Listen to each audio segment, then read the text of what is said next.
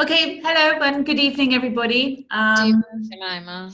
My name is Jemima Hughes. I'm a senior academic manager based here in Delhi. I lead on the APTIS for Action Research Mentoring Scheme, which is called AARMS, and I've been looking after it since we first launched it in 2017. So what we're going to do today is I'm going to take you through the application process, going through the different sections and what's needed in each section. And after each section, you'll have an opportunity to ask any questions or get any clarity on what I've said. I appreciate that this is a Friday evening, so I'll try not to take up too much of your time. All right, so if everybody's ready, I'm going to share my screen and we can go through the PowerPoint.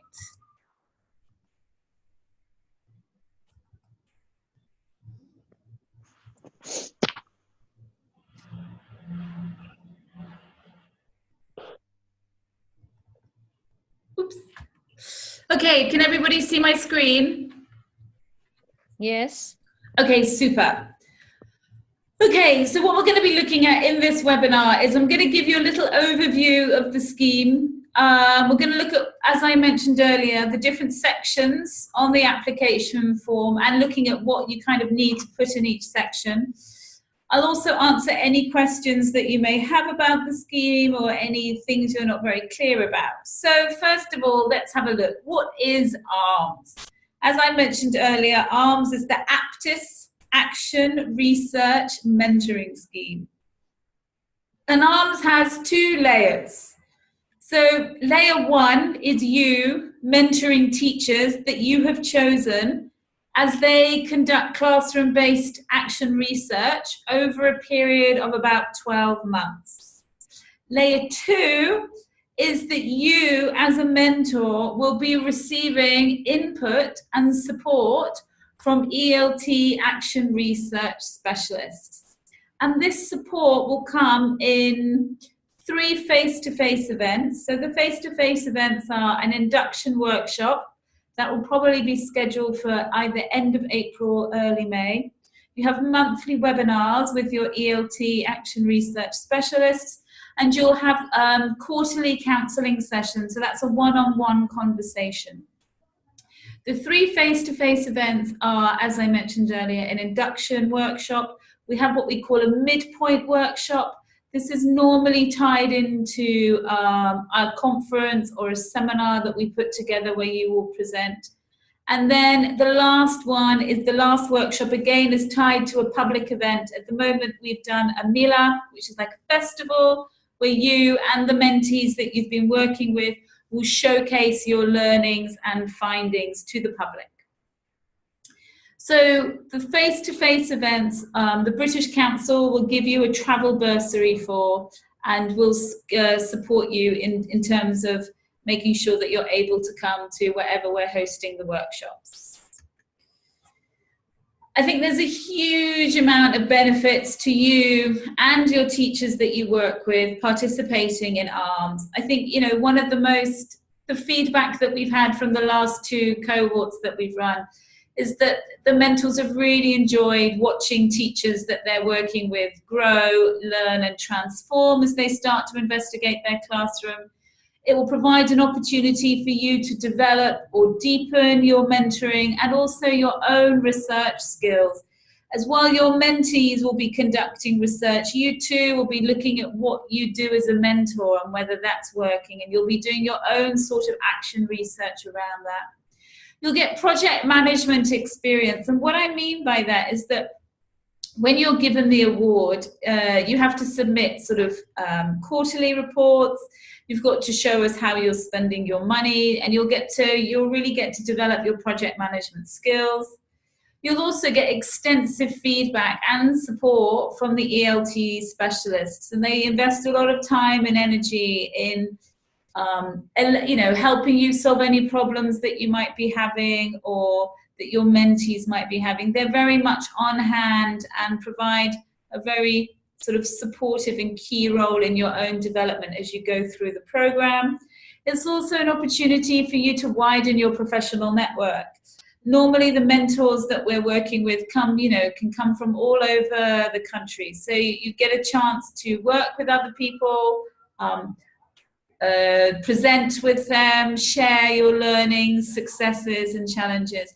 And what we find towards the end of the scheme is that it's quite a tight group that's formed, with some relationships going on beyond the scheme. So I think there are lots of rewards as to participating in the scheme.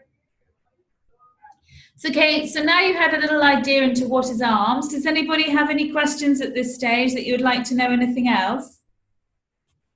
Feel free to unmute yourself if you've got any further questions.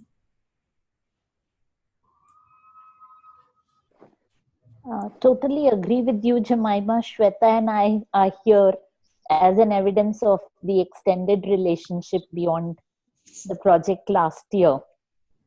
Great. Yeah, so we are planning to apply this year as co-mentors, and save the questions after you've taken us through the application. Okay. Yeah. Thanks, Siman. It's nice to hear your voice again. All right, so let's have a look at the first section. So section 1, it's very much about us understanding, why are you applying for this award? You know, what's your motivation? What experience and benefits and outcomes do you think that you're going to get through going through this process? So some of the things that you can think about here is, of course, around your professional development. I'm giving you the broad strokes of things, and what you will need to do when you're writing in this section is not just say my professional development, but be specific. What aspects of your professional development do you think this award is going to help you with? Also, it's going to help you develop new skills. These skills could be, being a mentor, planning. It could be around doing research. So think about what skills you can develop. Looking at new ways of learning and developing. We use quite a bit of technology during the scheme, whether it's through Zoom, whether it's through WhatsApp, creating Facebook groups. So there's lots of different ways for you to share and learn and develop. You've also, I think one of the key things that we always get feedback on from the mentors is that they just get a better understanding of what teachers are doing and the different environments in which teachers are operating. I think one of the most amazing things about India is the complexity and the diversity in terms of the environments people are working in, both socially, culturally, geographically. It's just so varied. So it's a great opportunity. Hi, Purnima, you raised your hand. Do you want to ask something? You've lowered your hand. Okay, I'm taking questions after each slide, so feel free to unmute yourself and ask a question at the end. And another thing is, it's an opportunity also that you get to share what you're doing. I think one of the key things we keep talking about in the AARMS scheme is the importance of circulating knowledge. What your teachers are going to be working on and what you too are going to be working on are, the everyday things that are happening in the classroom. Now, this information is very useful because other teachers or other teacher educators may be having similar, issues or problems or successes. So it's really great and very, it gives other people a sense of validity around what they're thinking and how they're responding. And also, it's the opportunity to participate in a community of practice. So when you're answering this section, as you'll see, it's 150 words. So there's quite a bit. So really think about why you're doing this, so that when we're assessing your application, we can really see and understand what your motivation is, your enthusiasm is, and what you will bring yourself to the scheme. Any questions there from anybody?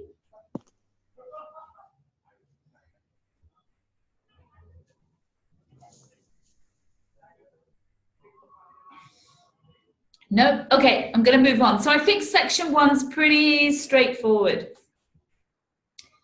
I think section 2 is very, very important to us. I think one of the key things that we've learned running the scheme for 2 years in a row is when people join the program, everybody's got quite different ideas around what they think classroom-based action research is. So this section is an opportunity for us to get a sense of what you think it is, what you think it looks like. Obviously, during the workshops, this is something that the ELT specialists will be talking to you about at length and explaining it so we can standardize across the mentors what you're doing. But it's really important information for us. So I think there are 2 key areas when you're writing this section that you can think about. You can think about your experience, and you can also think about your interests. So if you haven't done it, but you could also talk about what it is and why you're interested in it. So if you have done it, then you can also talk about the way that you problematize things, how you planned what you were going to do, what tools that you use, maybe talk a little bit about what your findings were, and then how that transformed or you've applied it to other things. And then think about the specific skills and knowledge that you have that you can bring to the teachers that you're working with, but also to the scheme as a whole.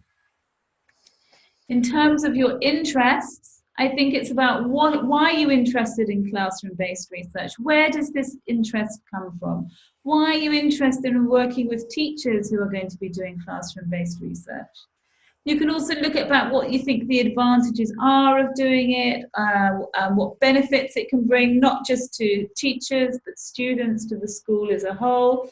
And then also, again, highlight what skills and knowledge you think you have that you can support other teachers. So I think this is quite an important section for us because it will kind of give us an understanding of who you are, what you've done, and what you think about what you've done or what you plan to do. Again, I think this is quite a straightforward section. Is there any questions here from anyone?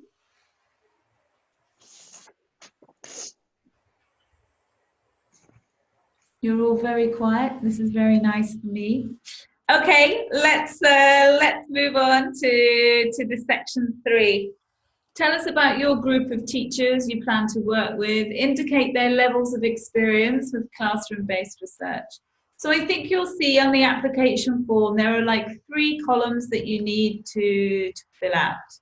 So you need to say who your teacher is and where they work. I think another very important thing for us, and this is something that we've learned about running the scheme previously over the last 2 years, is we want to know how you know that teacher. How do you know them? Because the relationship between you and the person you're going to mentor is very important. And what we've noticed in the past is that if it's a teacher that you don't know, but a teacher that's been recommended to you, things can go quite slowly initially in the beginning of the project. And as a result, not that you're behind, but it takes quite a while to catch up. Whereas people that have known the teacher beforehand and then they start mentoring them, you kind of hit the ground running in terms of building that relationship of trust, in terms of building that rapport, all those things. They're much easier to build when you've known somebody before. So we kind of want to know how you know your teacher. And then we also obviously want to know what's their level of experience, because depending on their level of experience will also help us understand the way in which the activities you're going to be carrying out with your teachers, which in turn will tell us how much money you're going to need to do those activities. So obviously, if you're working with teachers that have never done it before, then you're going to need to do quite a bit of intensive work in the beginning of the scheme. You're going to have to kind of orientate them to how it all works, what it looks like. So there might be a workshop. There might be quite a lot of follow-up calls from that, emailing and so forth. So telling us what their level of experience is quite important. You'll notice on the application form is that this year and other years we didn't specify. But again, based on our experience, we think 6 teachers a maximum per one mentor. I think anything higher than that, it's almost too much work for the mentor to do. So if you're on your own, I would say go between 3 and 6. That's probably the best. And if you're doing it for the first time, I do think 3 and 4 is a nice number to work with, especially if you know those teachers and those teachers know each other as well. Make sure in the application form you can put the school name or the district the school is. It's really important you tell us what state it is, because we like to have as much representation across the North, East, South and West, whether it's primary, secondary, and whether it's an EMI school. This is all useful. I think, remember with the project, I think you can see on the webpage, we're happy for you to work with teachers of other subjects, so for example, science or maths, but as long as they're teaching in English. As long as they're teaching in English, they can be any subject. So you're looking at working with teachers who teach English as a subject or teachers who teach in English. Could I ask you a question? Yes, of course you can. Yes. This is, I would like to work with teachers in my school. Yes. Is that possible? Because I feel, as you correctly said, I would be able to work with them better because I know them and their skills and ability. And that's absolutely fine. We've had that in I think in our first cohort we had someone that was working with teachers in their own school. It's absolutely fine. Okay. Yeah, that's not a problem at all. And is it possible that most the teachers that I hope to bring in are not people who have worked with action research as yet, though they have expressed their keenness for this?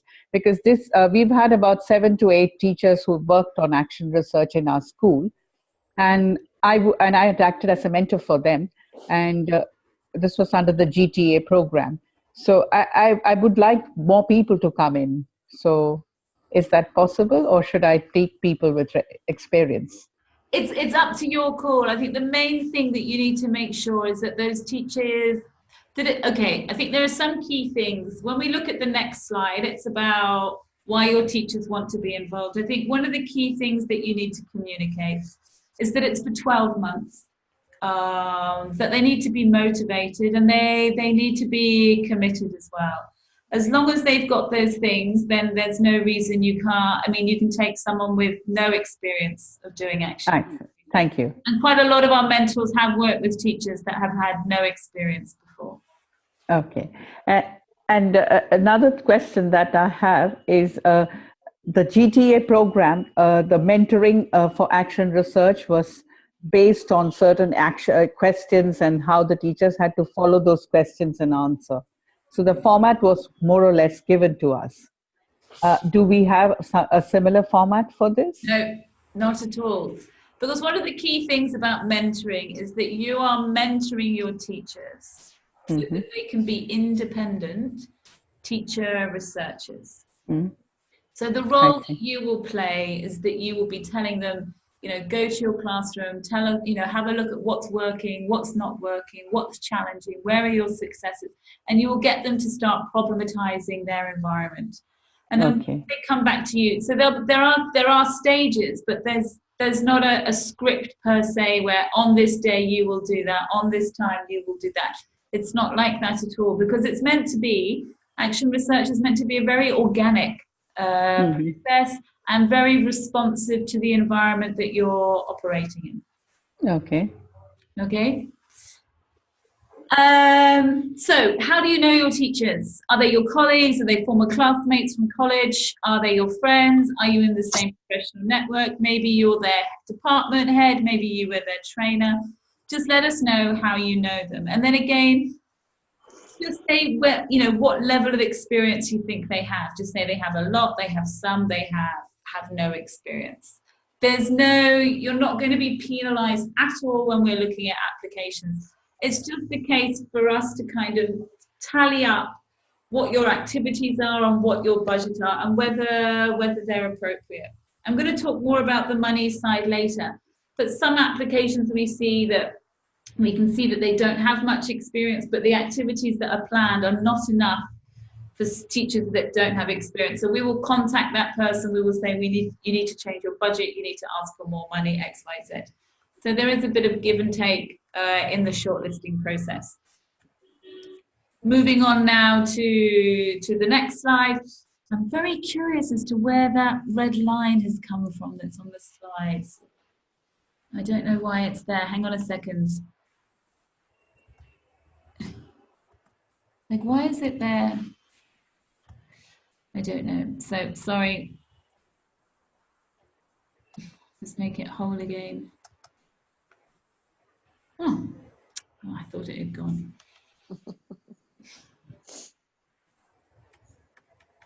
Yeah, so we talked about that. Okay, so the next one. This is a very important part of the process, and we've changed the application form this year compared to other years because we realized that there are key things we weren't asking, and this is one of the key things we want to know. And the main reason why we put this in the application form is we want to know that you've talked to your teachers prior to applying, and you've got a sense of who they are, what they're interested in. It doesn't have to be like they know exactly what it is and it all has to be planned, but that you've had a conversation together and you've looked at the themes together and they've kind of said, oh, that looks quite interesting, I might do that because X, Y, and Z. That doesn't mean once you're in the scheme that teacher has to stay with that theme. They can stop and do something else. That's absolutely fine, because that's also part of the journey. From our experience before, we've noticed that some teachers think they're going to do something, but as they start to look at their classroom and problematize it, they realize that actually they need to do something else and they change, and that's absolutely fine. So don't think, and don't let your teachers think that just because you said you're going to do assessment, you have to do assessment. Like, it's quite flexible. But what we want to know is that you had a conversation with your teacher.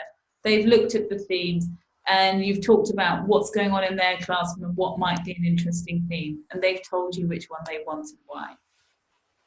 So as you can see here, we have 5 themes. And the themes are really quite broad. So you're looking at assessment, looking at multilingual education. You can look at ICT and innovation, 21st century skills, and also inclusive education. Now, inclusive education is a really, really broad term, and it can include sort of gender, it can include special educational needs like dyslexia, it can also include looking at working with children from different economic backgrounds. It can be about creating a culturally sensitive and responsive environment in the classroom where all children are aware of who they are and where they come from. There's an appreciation around that. So it's a very nice kind of broad topic there. Some things you need to keep in mind. You need to make sure in this section that you've articulated why the teachers want to join the scheme and what their expectations are. What are they hoping that this scheme is going to bring to them? And then also what theme at this stage they're interested in exploring, and try and get them to be specific. Why are they interested in it? What part of that theme are they interested in? And you'll notice in all the different little boxes, there's just some examples of the sorts of things they might be interested in. And it'll be good to know who they're planning on doing this sort of investigatory work. I think I just made that word up. What classroom they're planning to investigate. Now, I realise that when the scheme starts, which is in April, this is when we try and do our... And then I realise that there's a break and then everybody comes back to school. So they might not know their learners, but they might know what class they're interested in working with. So if you can get that information, that would be very useful for us to see on your application form. Any questions at this stage? Yes, Jemima, I would like to ask, would Yes. you want, what is preferred, teachers from the same school, or it should be mentees from different schools? It's purely up to you. Whatever as long as you know those teachers, it's up to you. And I know, Suman, you've worked with teachers from, I think there's a lot of value to having teachers from different schools working together, but equally there's a lot of value in having teachers from the same school working together. We have no preference. Okay. As long as a mentor, you know that you can pull things together, you can create a space and a time where everybody can come together. Because that can also be quite problematic, yes, when you've got different schools on different timetables, different free time. Yeah, the coordination. As long as you're confident you can manage that, then that's absolutely fine. Okay, in case I mean, how many mentors can apply together? Like I know 3 has been there. So I think three is enough. 3 is enough, Yeah. not 4. I think things might get a bit, from our experience, and we've just had 2 lots of 3s doing stuff. I think the roles can become quite confusing, and the relationships that some develop, some relationship with teachers, work with those teachers. I think it's something. But if you're thinking of 4 doing it, there's no reason why you can't break that 4 into 2 2s. And do 2 apply as 2 co-mentor projects. If you've got the right number of teachers. Yeah, because Chandeep and I were both planning to work with one mentee each. So then we thought if 4 of us could work together, would that be more productive, or because we are going to work with teachers from the same school, or would it be okay to have 2 different applications? But if you're going to be doing a project where you're working with teachers from the same school, I think what you could do, if you're going to do it as a 4, then you would need to kind of tell us what the dynamic's going to be. Are you going to have like 2 lead mentors and 2 support mentors, or are you going to be mentoring that mentor? Like what's the dynamic that's going there? See, Shweta was our mentee last in the first batch. Yeah. And as you can see, she has the skills and the attitude to be a mentor. And Akila is another one, but she could not join us for the call today. Right. So, and this is a school which is very proactive, and the principal has been very supportive, and the mentees have set a kind of example there by doing good work, that the other teachers are motivated. Okay. And management also sees value, that this is the best form of professional development for them. Right. Because they are able to solve their own issues. Yeah. So that's why my question as to. Yeah, I think so. I'm just going to give another example. So in the round that you were in as mentors, there were 3 mentors based in Maharashtra, and then 3 of their mentees applied to be mentors. 2 of them were together, and 1 of them was on their own. And they're both in the program now. So in the first year they were mentees, and then in this year they were mentors. So I think, it's up to you how you work this out. But I do think 4 is too big. I think that's too many people. So if we work out the dynamics, Jemima, then is that fine? If we find out the dynamics between the 4 of us and then let you know. If you have clearly defined roles, and you and Suman need to be not careful is not the right word, but because you've been through the scheme, so your skills are going to be much more developed. So what is your role? Because ideally, Shweta will need to be, I think, correct me if I'm wrong, basically kind of doing this on her own, because she will have support through the ELT Action Research Specialist, but she could also have support through you 2 as well.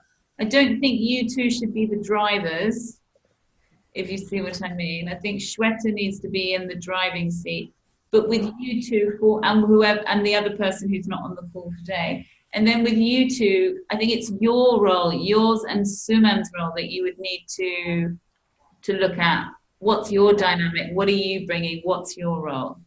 Okay. Yeah. Fine. Okay, any other questions from anybody else?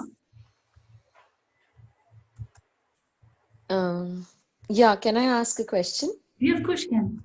Yeah, I just want to know if four of us are working together, then will that be one group, all teachers under us, with us will be working together, or we'll have to do it separately?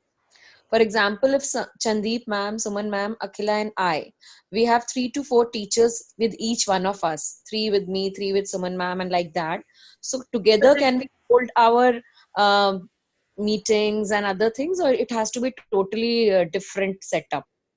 Well, the thing I would have concerns with that is that if you're working together as a 4, but you've allocated 3 teachers each, then you're not co-mentoring, are you? Okay. So, I mean, what you've got to do is that you've got So like... co-mentoring would mean if I and Suman ma'am or Chandeep ma'am are together, then we have 3 teachers with both of us, not 6. Does it mean that? Well, it just means that you're co-mentoring together, that you haven't divided your teachers into groups and you're just working with them. Co-mentoring means that you're working together, that you might spend one time with one teacher, but the next time you meet, you might be spending time with another. Okay. The rich All benefits that you get from co-mentoring is that the teachers that you're working with get access to different Both things, of us. different thoughts, different approaches. They need to have access to both of you. That's why you co-mentor. If you're just going to divide your teachers, then you just should do separate applications as a single mentor. Okay. All right. Thank you so much. That's all right. Anybody else? I have a question. Yeah, go. When I speak to the teachers who are interested, do they need to give me a proposal as to what they would like to work on? No, or I would keep it quite informal, and I would look at it as a conversation where your role is to listen and to ask questions, not give any ideas or anything, but just listen and ask questions. And also, just to be clear, it's not on the slide, but your group of teachers could all be doing totally different things. You could have one that's looking at 21st century skills, one that's looking at technology, one that's looking at assessment. They don't all need to be doing exactly the same thing. They should be doing what they're interested in and what they think is happening in their classroom. In fact, Jemima, that is my problem because I don't have teachers who would be working on a same topic. In fact, I think I would have a core skill, somebody working on a core skill, somebody doing something on commerce. But so that's my concern. And secondly, I feel they need to be taken through the steps of action research. Though they have expressed interest, I feel they really don't know what action research is. So I'll need to do a bit of an orientation. Yeah. Before they could actually formatize their question and then start the work. Yeah, but then that would be part of your, when you come into planning your activities, that would come under then, right? Obviously, in this stage, when you're putting your application together, what you're doing is going to be very informal. You could be having a one-on-one conversation with different teachers saying, I'm interested in the scheme, it's going to do this. You can have X, Y, Z. Are you interested? Why are you interested? I think keep it very informal. And then if you're accepted into the program, then this is the sorts of stuff that you will budget for, that you are going to do an orientation workshop, that and this is where you start to build in your planning. Okay, that's great. So keep everything in the initial stages for the application quite loose and informal. Yes, so it's just the expression of interest that I should be looking at. Yeah. And I would do it verbally, not in writing. I think people can be quite off-put when they have to formalize their thinking in that way.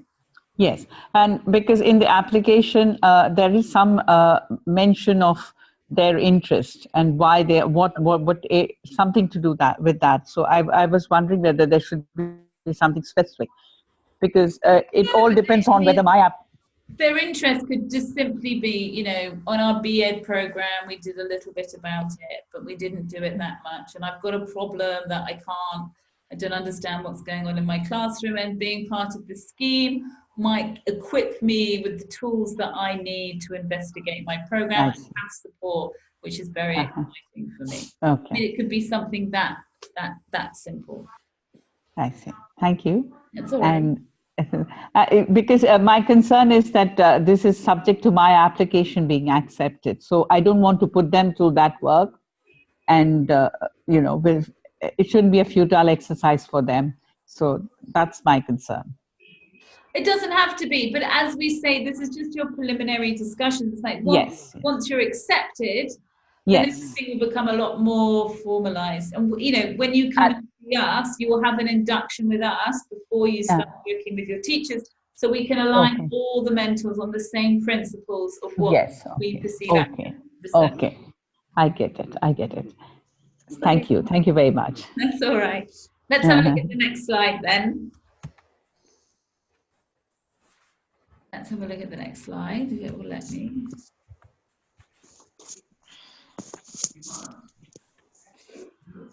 Okay, so this is a really easy section, I think. This is about how are you going to do it? What is your mentoring support? What does it look like? How often are you going to be doing it? Again, this is really important information because this is going to be how you're going to start looking at your costing as well. So what people normally do, and what we've seen happen over the last 2 years, is that there are normally meetings. These are either done on a one-to-one basis and a group. It's not one or the other, they're often combined. There's often counselling sessions going on. It's not uncommon for teachers to feel demotivated, particularly at the times where they've got to like refine their question. And also teachers can feel also quite overwhelmed when it comes to the data analysis of where to begin or how to do it. So there's often quite a bit of one-to-one support and guidance that's needed. What's also been very popular with our mentors are doing workshops. Some of the mentors have done residential workshops, particularly when their teachers are in different locations. So if your teachers are going to be from different locations, then you're going to need to look at costing that appropriately in terms of travel and so forth.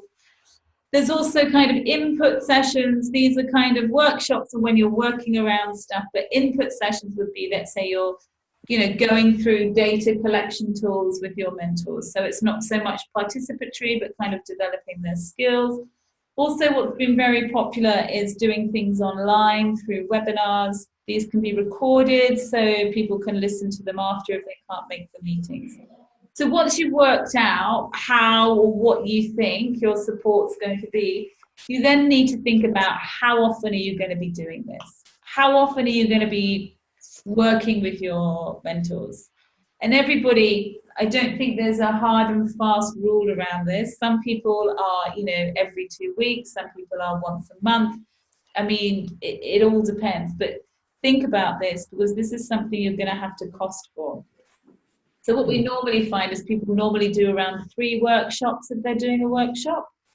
One around orientation, one around data analysis, and then a workshop to help with feedback towards the end and looking at how they're going to do their presentations.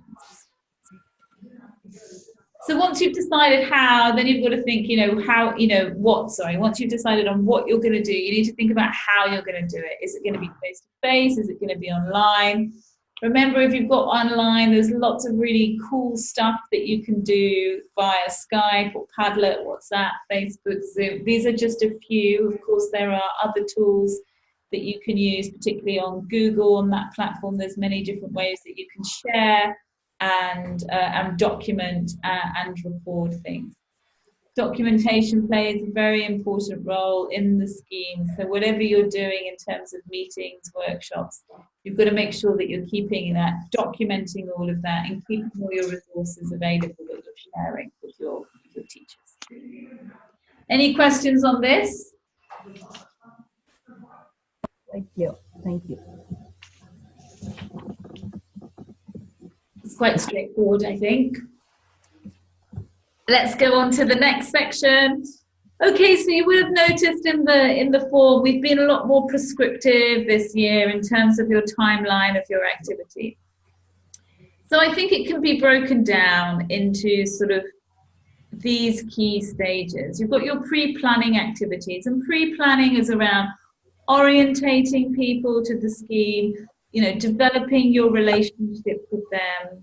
Because I think what's been very interesting for me is that what people tend to find when they sign up for the scheme, and I'm talking from a teacher perspective, is that they're expecting when you're a mentor that you're going to be telling them what to do, you're going to be, you know, giving them lots of advice and guidance, but that's not how it works. That's not how you're going to develop them as researchers. So there's quite a lot of sort of adjusting that has to go on around expectations in terms of what they're expecting from you, and then realizing that they've got to do it basically on their own, with you kind of guiding them to different ways of thinking and doing. So the pre-planning is a very important stage. So in these sorts of activities, you know, understanding the level of the teachers that you're working with, if some of them have a lot of experience, then of course your activities here might be more focused on developing the relationship as opposed to orientating them to what action research is. We've got to look at how you're going to meet their needs, how much time that's going to take you, and whether you're going to have to revisit or check things in. Data collection is around, we think, well, some people might not get it, but to around, you know, 6 months. There might be several rounds that they might need to do. They might do data collection to understand what's going on in their classroom. That can help them make their question. And then they might want to try something else and see whether it works. So data collection is probably the lengthiest part of it. So think about, what are your teachers going to be doing? How are they going to be doing it? What support is going to be needed through that process? So as you can see there, I put some examples of what sort of tools teachers might be doing, whether it's questionnaires, journals, lesson plans and evaluations, assessments, interview, focus groups, observations, and so forth. There's lots of different things to do there. The collation and analysis phase, mentors can get quite nervous around this stage, and teachers can be quite overwhelmed around this stage. And what we've noticed in the past is that this is quite an intensive process because they're coming towards the end of the scheme. They've got to put together a poster presentation, which they will present in public to other teachers. So everything gets quite intense around here. So you need to think about, how are you going to do it? Have you got enough time? How are you going to, how are you going to support the teachers through this process?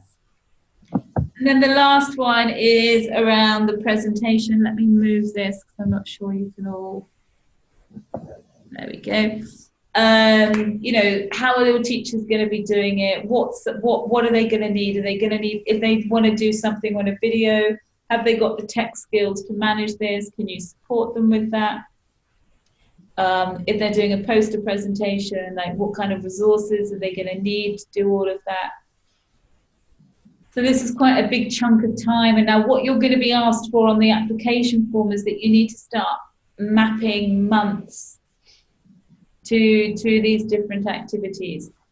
Not to say that you're going to be sticking to that once you're in the scheme, but it should provide some element of guidance for you, so you don't have everything bottlenecking towards the end and it becomes an unmanageable process as you've got a lot of work to do.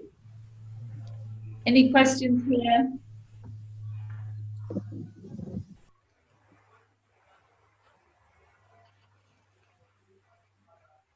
I'll take your silence as a no.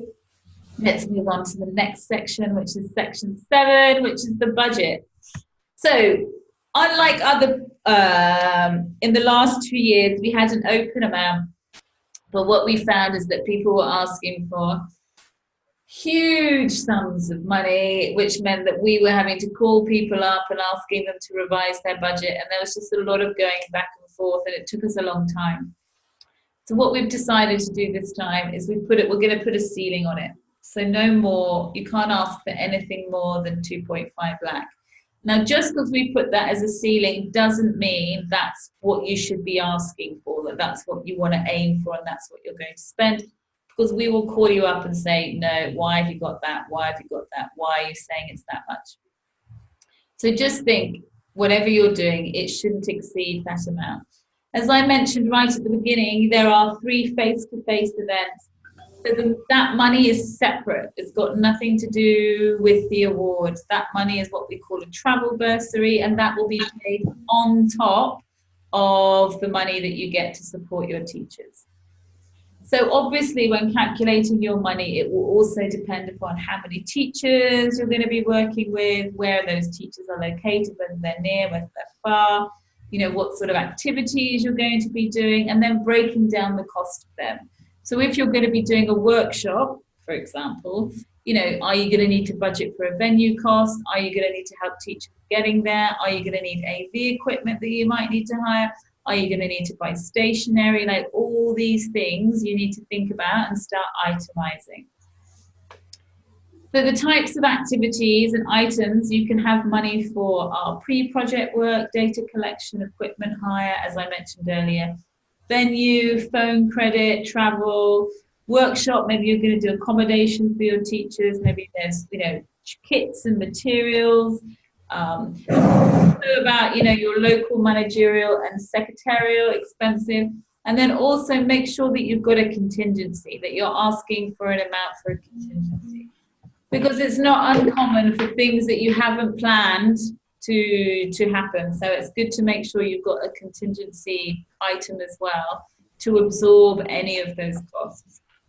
What we've also found that we've done, particularly towards the end of the project, when, for example, some people haven't spent everything that they thought they would, then this money can be used to bring one of their mentees to one of the face-to-face events. I think it's very important that you understand that this scheme and the money you get is not to be used for your time. You're not being paid for your professional time to do this. You are not paid to do this.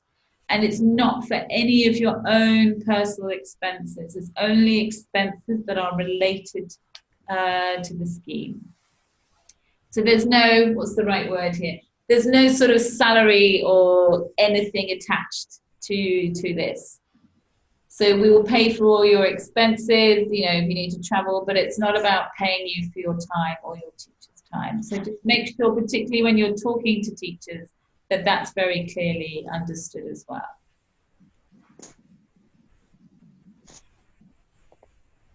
Does anyone have any questions here? My question's is a little strange, because at the moment I can't envisage any expense, because if I'm working with my teachers in school, Right. I really don't see much expenses. Not even for unless, of course, I ask or using the internet. Like we had one teacher in our first year who asked for 12,000 rupees. Yes. And that's fine. You know, I might have, I need to sit down and break it up a little more, give it a lot more thought. But at the moment, I just like to know if I could, you know, have an expert come and talk to them about a data collection. Would that be paid for? I don't think you would need to do that. I think because you will receive input on how to do that and what to do. And okay. We'll be working with you. We'll share slides with you and stuff that you can then also talk to your mentees about. Okay. Like stuff like, you know, going to watch your teachers. None of that is necessary. You don't need to observe them. In fact, that's probably confusing things a little bit. But do think about, in terms of, let's say you're working on a Saturday, maybe you can get lunch for everybody if they're staying outside. Yes. Okay. Yes. And we gave an award for just 12,000, and then they got their anniversary on top. So yeah, that's absolutely fine. Don't think just because that's the award doesn't mean you've got to try and get 2.5 lakh. Like. Yes, it's just that I'm a little, I wanted that to be clear, because I don't see much of expenses if I'm working with my school teachers. And, you know, there are a whole lot of things that are given to us, and we'll be using those. Okay, that's great. But so, like you said, if it's a Saturday or a day when school... Yeah, but really make sure you think about it so that you're not losing money at any stage. or maybe you finish late with your teachers, so you can, you know, to make sure they get home safely, they can get a cab home. All that kind of stuff, make sure it's taken care of. Somebody else, Shweta, you had a question? Yeah. You just said that we'll be having some induction sessions on face-to-face events. So if you could tell us the tentative months or the dates for that so that we can plan accordingly. Yeah, sure. So the face-to-face will either be end of April, early May, the mid-workshops in September, and then the final workshop is normally in the first week of March. Okay. And one more thing, will that be in our place like I am in Delhi? Or we'll have to move out to someplace else because we are all working teachers? Yeah, I know. So what we try and do is we try and agree on everything beforehand. So what we've been doing with the last cohort is that we normally do the workshops and stuff on a Saturday and Sunday. And normally on the Saturday where people don't have school and stuff, we normally agree that as a group. So once we have the induction, we will plan the date for the mid-workshop at the induction. And when we have that midpoint workshop, we will agree on the final date for the last workshop. But what we've been doing this year is on Saturdays and Sundays, so it has minimal impact. And in terms of the location, just for the last 2 years, the greatest number of mentors has come from Delhi, which is why we've been doing it in Delhi. But for example, this year we're doing the Mela, it's going to be in Chennai. So everyone's going to be going to Chennai. That would be great, because this time we were in Delhi and next time we'll have the feel of Chennai there. Yeah, so that, you know, and if we find out that, let's say this time, you know, most of the teachers around, the mentors around Mumbai, then all the face-to-face stuff, it's basically whatever is going to be the most cost-effective for us. Because obviously I've got a pool, I've got a set of money, which obviously I want to go towards the teachers, but I use that same set of money for your travel bursary.